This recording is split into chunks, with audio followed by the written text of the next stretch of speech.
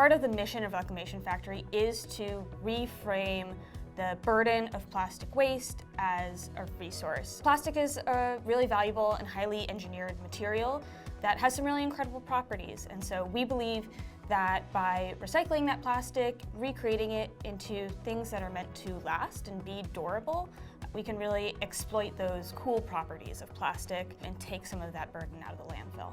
So the plastic recycling microfactory, we can think of it as just a shipping container. And inside of that container is all of the sub-processes you need to turn that trash directly into new useful products. So you can put your trash into one end, it gets sorted, ground, washed, and then re-extruded out the other end as pellets or extruded forms that are useful for plastics manufacturers. Right now, when you throw away a piece of plastic, it touches many, many different stakeholders before it's ever turned into something new, if it is ever turned into something new. By consolidating all of those pieces, you're saving a lot of transportation steps, you're saving a lot of reprocessing steps, and more importantly, you're really tracing your trash to product very directly, so you can know when you throw something out exactly what it becomes at the end of the day.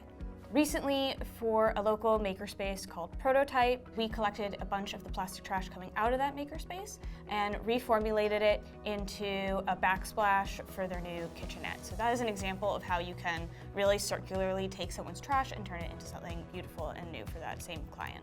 We are looking for partners on both sides of that waste management process. So we're looking for people who are generating plastic waste and are looking for a diversion option for that plastic waste.